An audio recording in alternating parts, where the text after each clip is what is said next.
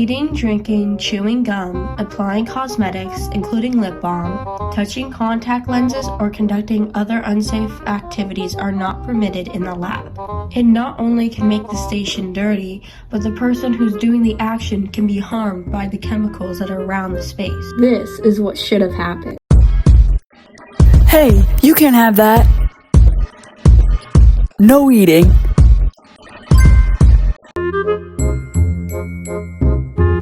Sanitized, indirectly vented chemical splash goggles or safety glasses as appropriate should be worn during setup, hands-on activity, and takedown/cleanup unless the instructor specifically states that the activity or demonstration does not require the use of eye protection. Not wearing them can cause serious damage to one's eye. This is what should have happened.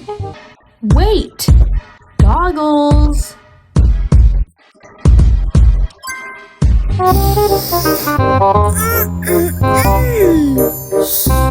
good.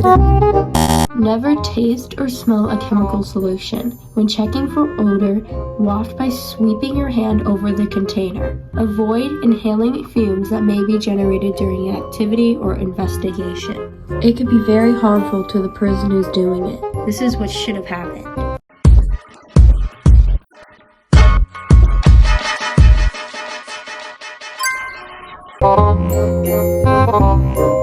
Oh my god, my hand! Remember that hot glass looks the same as cold glass. After heating, glass remains hot for a very long time. Determine if an object is hot by placing your hand close to the object without touching it. After using a hot plate or working with hot glass, warn others of possible burning hazard by placing a sign nearby indicating that it may be hot. This is what should have happened. Whoa, whoa, whoa! Hold your horses. Could be hot. You gotta do it like this.